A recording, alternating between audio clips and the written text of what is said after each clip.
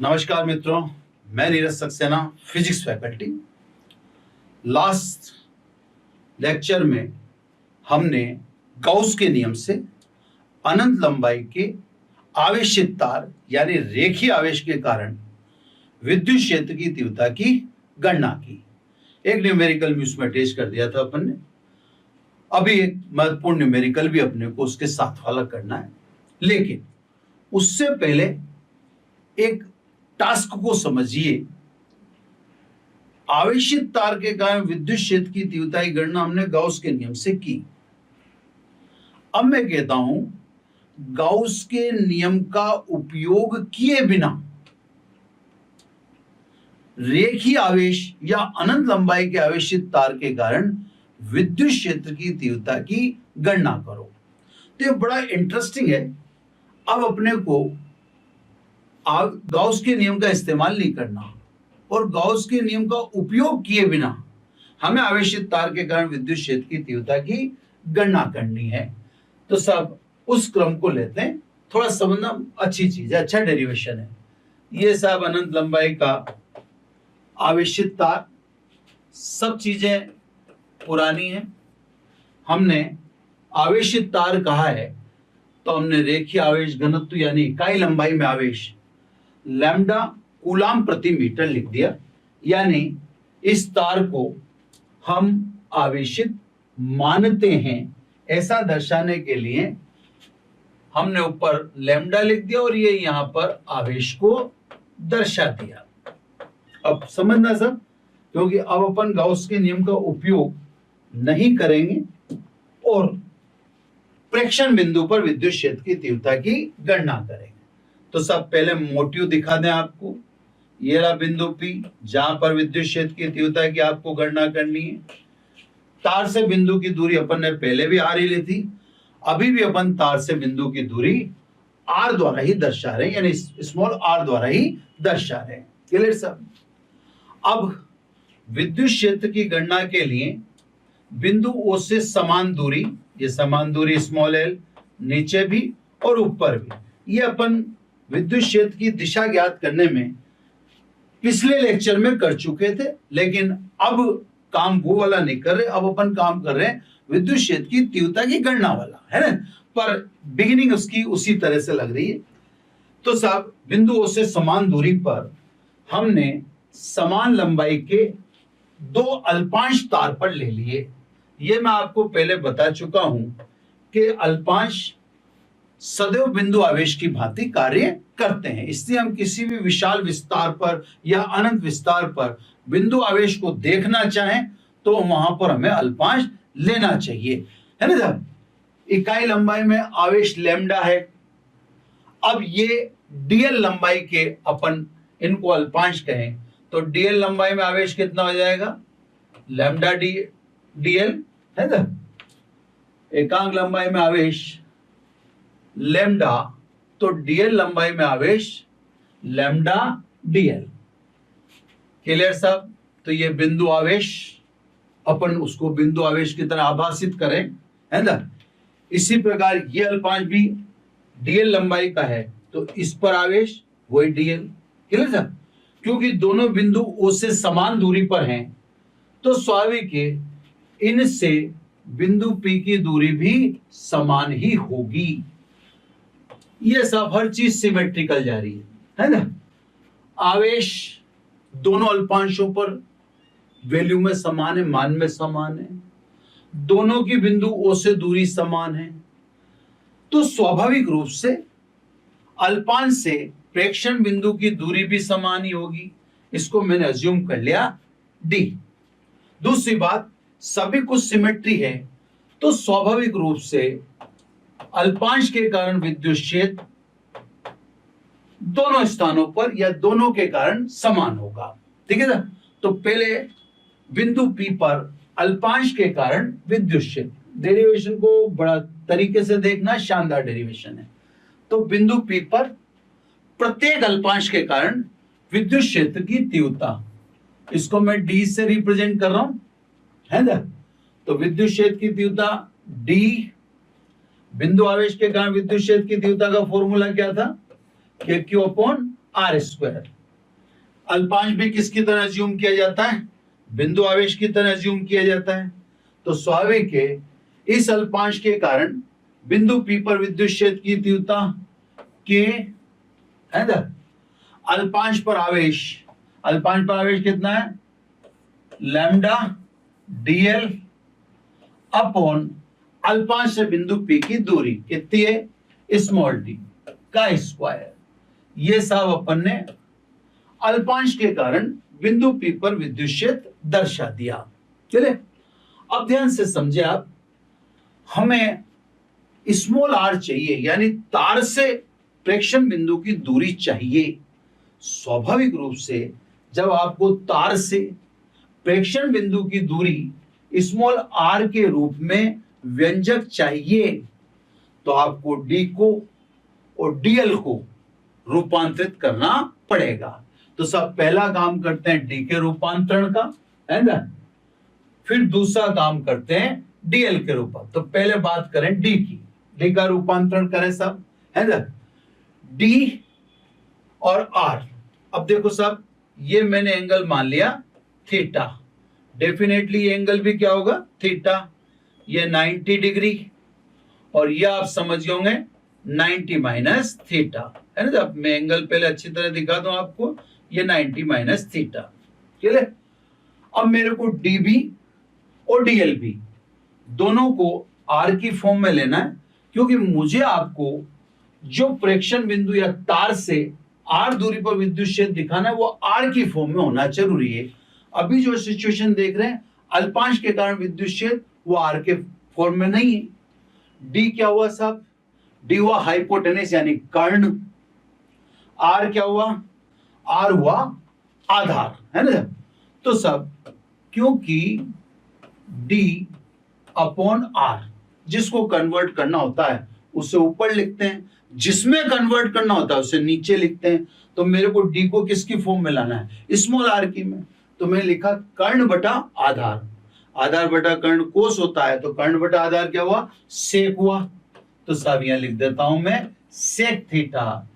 इसलिए value of D कितनी होगी? R sec theta. ये लो सब, एक काम तो हो चुका है ना, कि अपन ने डी को किसमें कन्वर्ट कर लिया? आर में। अब आ जाओ डीएल के लिए, पहले इसके लिए बात कर लें। अब डीएल को कन्वर्ट करो तो डीएल के लिए एल लेना पड़ेगा अगेन, है ना, पुनः। ठीक है ना, पुनः में आ जाओ आप एल अपॉन आर। ठीक है ना, मैंने कहा ना सबको आर में कन्वर्ट करना है। एल लंब है यानी परपेंडिकुलर है, आर आधार यानी बेस है। लंब बटा आधार या perpendicular upon base is equal to tan theta. इसलिए L is equal to R tan theta. Clear? अब सब हमें तो डीएल चाहिए, हमें डीएल चाहिए तो इस समीकरण का हमें अवकलन करना पड़ेगा। Clear sir? अब इस समीकरण का अवकलन करेंगे तो आर तो यहां पर वेरिएबल है, आर यहां पर चर राशि है, तभी तो मैं डी को यानी कांस्टेंट को वेरिएबल में ला रहा हूं और यहां भी कांस्टेंट को वेरिएबल में। तो सब आर के सापेक्ष अवकलन कर नहीं सकते, तो किसके सापेक्ष करेंगे? थीटा के सापेक्ष। तो एल का अवकलन with respect to theta. R को, आर वेरिएबल है ना, या आर अपनी फिलहाल इस जगह पे कांस्टेंट है, तो आर बाहर निकाल दे tan थीटा का sec square theta. Clear sir? यानी अगर यहां पर डीएल बराबर लिखें तो R sec square theta D theta, है ना। देखो साहब, मैं आपको एक चीज बता देता हूं, थोड़ा सा कंफ्यूजन नहीं होना चाहिए कि आर ऐसे तो वेरिएबल है, पर फिलहाल जो अपन पोजीशन लिए हैं उसमें आर दो नहीं है, तो फिलहाल आर कांस्टेंट है ना। इसलिए मैंने आर को ये अवकलन से परे रख दिया, यानी अवकलन से बाहर रख दिया, है ना। तो ऐसे जब अपन सवाल करेंगे तो तार से दूरी स्मॉल आर ये तो चेंज होगी, लेकिन फिलहाल जो हम डेरिवेशन कर रहे हैं, फिलहाल जो सिचुएशन है उसमें आर कांस्टेंट है ना साहब। क्लियर साहब? तो मैंने डीएल का आर के रेस्पेक्ट में अवकलन करे, थीटा के रेस्पेक्ट में। अब अपने पास डी का वैल्यू आ गया और डीएल का वैल्यू आ गया, दोनों किसमें पुट कर दें, एक में।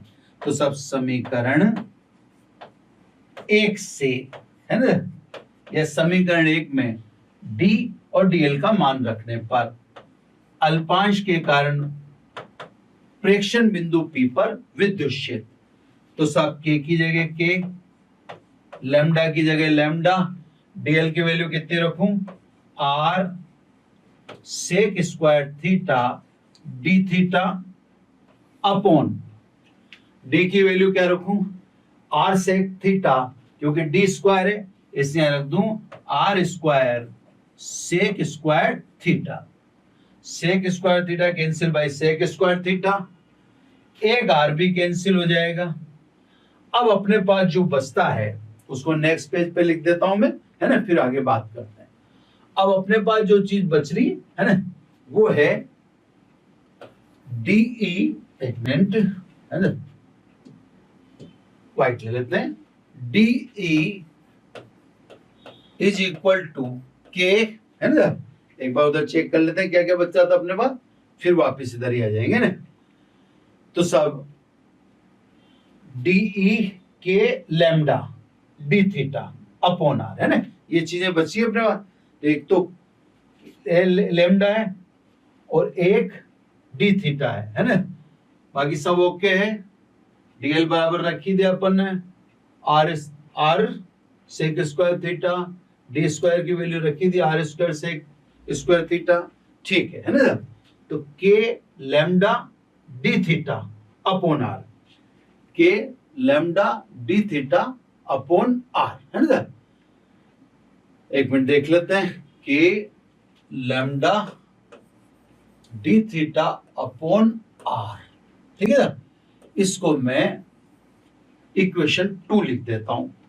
तो सब अभी सीधा सीधा देखें तो ये प्रत्येक अल्पांश के कारण बिंदु P पर विद्युत क्षेत्र है। दिखाते हैं, मैं वापिस चित्र पे लाता हूं। प्रत्येक अल्पांश के कारण बिंदु P पर विद्युत क्षेत्र है ना। वापिस चित्र की तरफ जाना पड़ेगा अपने को, थोड़ा सा स्लाइडिंग है तो प्रोसेस हल्का फुल्का स्लो हो सकता है ना। जाओ उधर कोई रहे अपन, ठीक है, वो आगे पीछे गए हाथ से प्रोसेसिंग में। अब देखो, ये प्रत्येक अल्पांश के कारण बिंदु P पर विद्युत क्षेत्र जो अपन ने यहां पर दिखा दिया है, ये सब इस जगह पर समीकरण 2 से, है ना। एक मिनट, थोड़ा सा ये बोर मत होइए, ये दिखा दिया, ठीक है। अब वापस मैं उसी जगह ले जाकर फिर आपको कुछ बात समझाता हूं, फिर वापस अपन यहीं आएंगे, ठीक है ना। अब क्या बात समझानी वो ध्यान से समझो। हर अल्पांश के कारण विद्युत क्षेत्र का मान तो समान होगा। मान इससे समान होगा कि दोनों अल्पांशों पर आवेश समान है, दोनों अल्पांशों से बिंदु P की दूरी समान है ना, O से भी दूरी समान है। तो दोनों अल्पांशों के कारण विद्युत क्षेत्र की तीव्रता DE समान होगी, इसमें कोई दो राय नहीं है। लेकिन यह भिन्न भिन्न दिशा में है, इसके कारण विद्युत क्षेत्र इधर है। ये विद्युत क्षेत्र की दिशा कैसे देखते हैं मैं आपको पहले बता ही चुका हूं। P पे क्या रख के देखते हैं, +1, प्लस प्लस को प्रतिकर्षित करेगा, प्लस प्लस को प्रतिकर्षित करेगा, तो +1 रख के देखते हैं, है ना। तो सब ये पहले बना चुका है, इसलिए मैं इस पर ज्यादा फोकस किया नहीं आपको, है ना। अब आ जाओ सब, अब D डिफरेंट डिफरेंट डायरेक्शन में है, वैल्यू उसकी सेम है, परिणामी विद्युत क्षेत्र कितना होगा उसके लिए हम OP की दिशा में व OP के लंबवत घटक लेते हैं, है ना। एक तो घटक OP की दिशा में लेना है, एक OP के लंबवत लेना है। ध्यान से देखें, ये कोण 90 माइनस थीटा है, तो डेफिनेटली ये थीटा होगा, और ये थीटा है तो ये 90 माइनस थीटा होगा, और ये 90 माइनस थीटा है तो ये थीटा होगा, एज इट इज ये भी थीटा होगा। वो मैंने ऊपर की तरफ समझा दिया, उससे समझ गए होंगे आप। अब D का कोण की दिशा में घटक D cos थीटा, और ऊर्ध्व घटक डी साइन थीटा।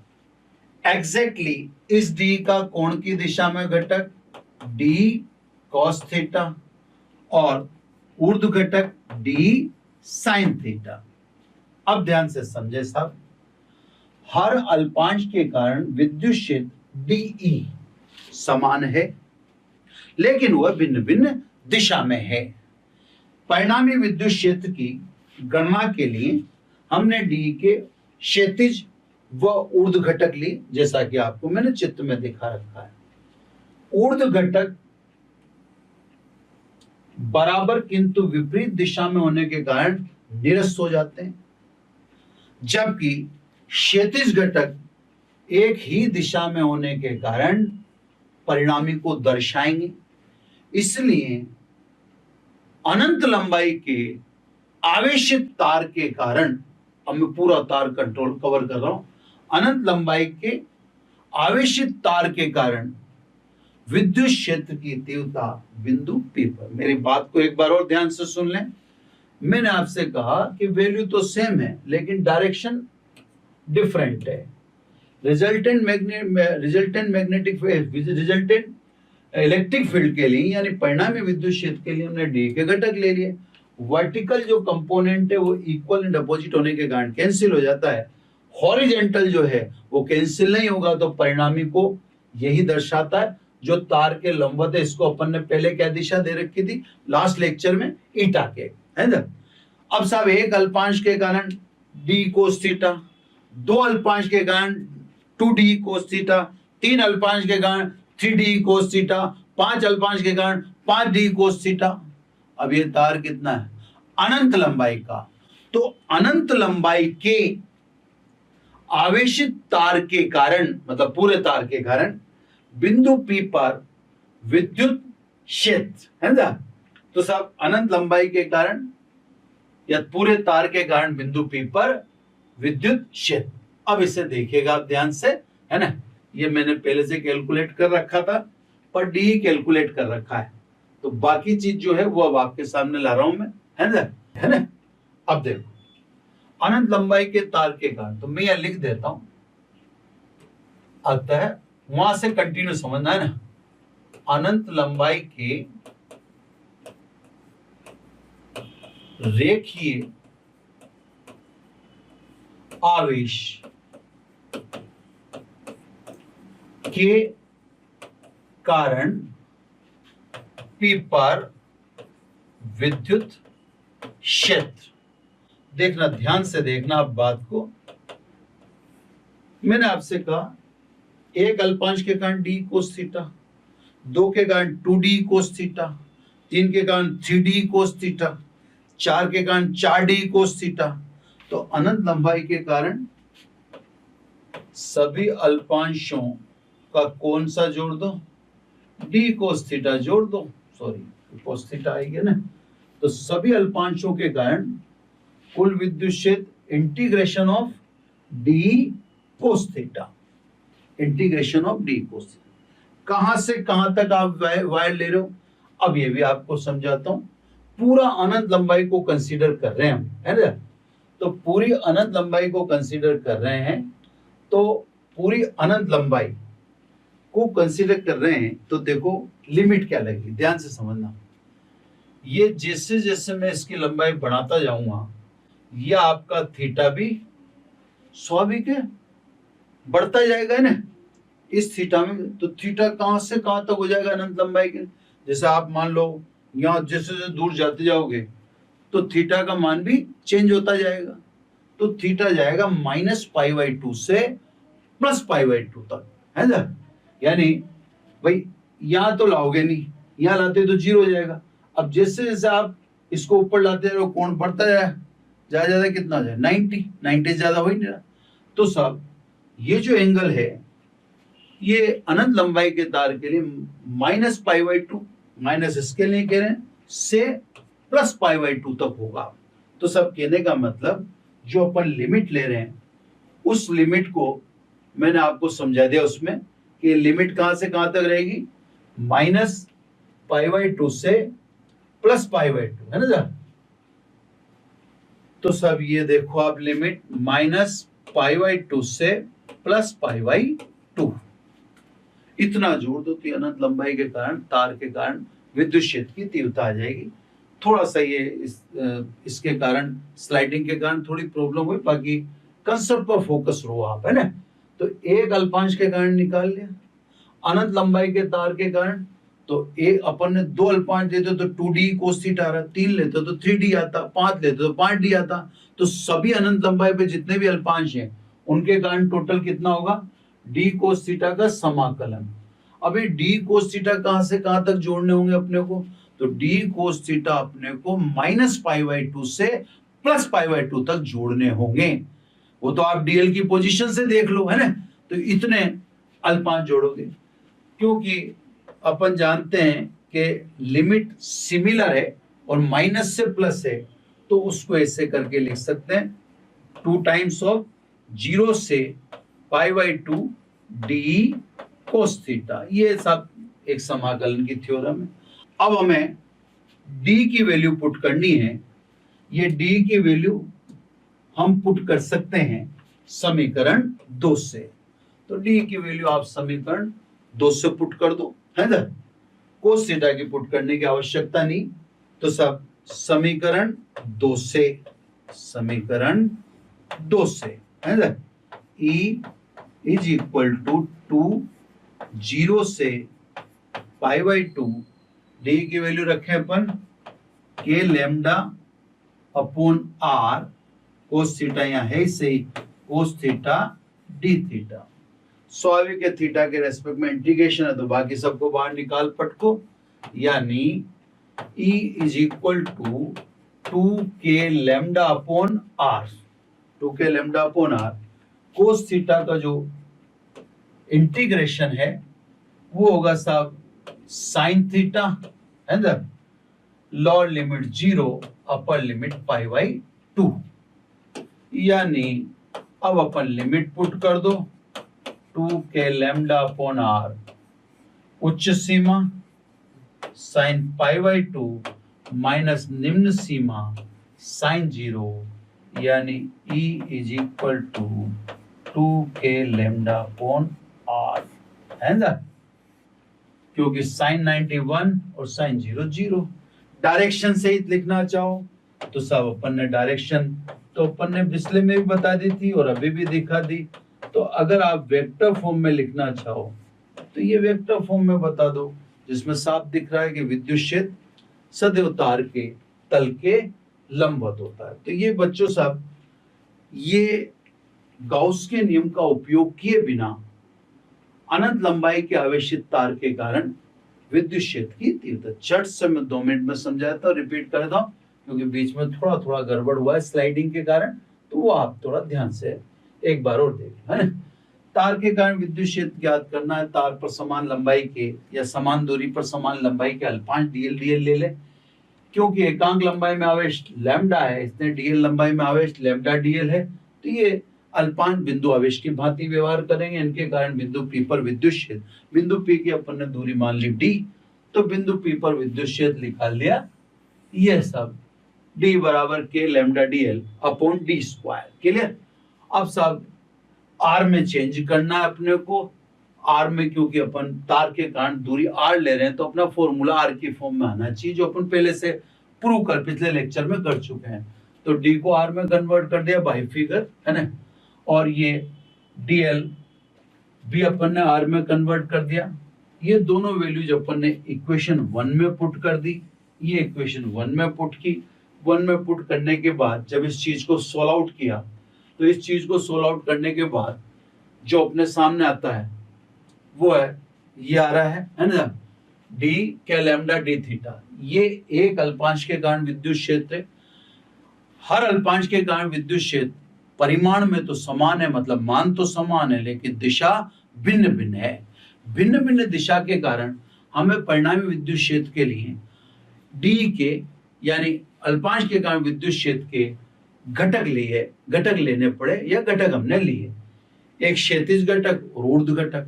हमने देखा कि ऊर्ध्व घटक d साइन थीटा बराबर लेकिन विपरीत दिशा में होता है, निरस्त हो जाते हैं, लेकिन डी कोस थीटा जो एक दिशा में है वो परिणामी विद्युत क्षेत्र को दर्शाते हैं। 2 अल्पांश के कारण 2d कोस थीटा, 5 अल्पांश के कारण 5d कोस थीटा, 10 के कारण 10d कोस थीटा। तो आप अज्यूम कर सकते हो कि अनंत लंबाई के तार पर जाने कितने अल्पांश होंगे, तो सब अनंत लंबाई के तार के कारण विद्युत क्षेत्र कितना लिख दिया, d कोस थीटा का समाकलन। जहां तक लिमिट की बात है तो लिमिट आपको वहां मैंने समझा दी है कि लिमिट -π/2 से +π/2 होगी, है ना, क्लियर। अगर सेम लिमिट माइनस से प्लस है तो ये समाकलन की प्रमेय के 2 गुना करके 0 से π/2 कर दें। अब समीकरण 2 में हमने ये समीकरण 2 से d का मान यहाँ रख देना है, ये समीकरण 2 से d का मान रख दिया, ये सोल्व कर लिया तो अनंत लंबाई के रेखीय आवेश के कारण विद्युत क्षेत्र की तीव्रता का मान वही प्राप्त होता है जो हमने गाउस के नियम से प्राप्त किया था, कोई चेंज नहीं आता है ना। तो कहने का मतलब गाउस के नियम के बिना भी हम विद्युत क्षेत्र की गणना कर सकते हैं, ठीक है ना।